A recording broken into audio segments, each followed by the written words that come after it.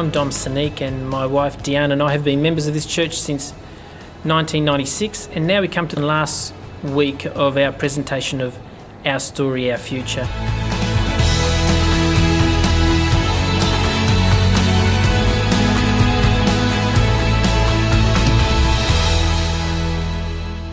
We started off with just 4 families with a vision to plant a church in Fremantle that had never been done for over 100 years. Today, many of us here call C3 Fremantle home and have many wonderful stories to share. As you watch this video, we hope that you prayerfully consider contributing to Our Story, Our Future, and be a part of this great vision.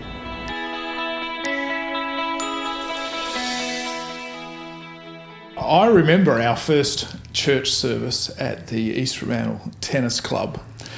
And that morning we had a whole heap of people come down, so we probably had around 80 people from C3 Hepburn Heights. The second week we really got a bit of a wake-up call, because we went from 80, 100 people down to about 20. This is just the beginning. And in years to come there'll be hundreds of candles on that cake. We were down at the tennis club, and I have this really distinct memory of my dad, so Pastor Charlie and Pastor Nigel, dressing up as the Blues Brothers. So they had these suits on, they had these hats, and they had these really dorky sunglasses, and they came into the Blues Brothers theme song. We were in the facility, East Fremantle Football Club, and after church was all finished, I know me and my best friend Alexander would go and watch the football game after church.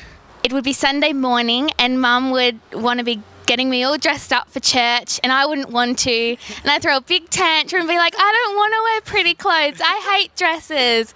And then she'd get me all pretty, and then 5 minutes later I'd be a mess again, and she'd be like, no.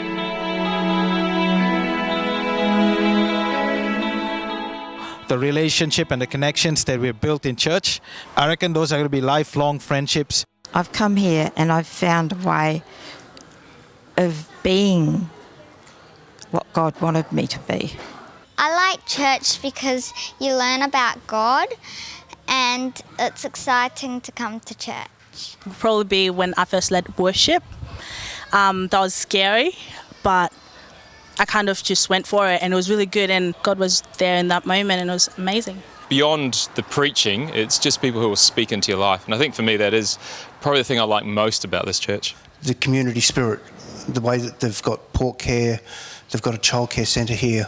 We get looked after. It's just a really, really nice church to be in.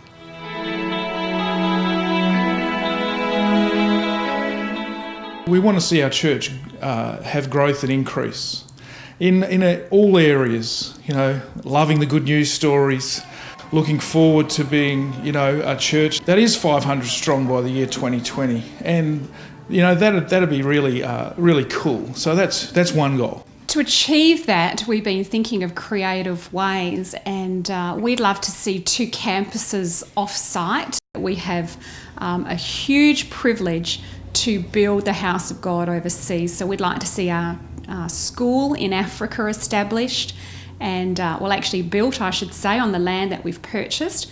We're also very keen to extend out into the Philippines and continue our work in Southeast Asia. I am really looking forward to reducing our debt to such a degree that we are able to put great campuses out there that Andrea's mentions, and that we are able to really launch and build other C3 churches around the globe. It's a step of faith.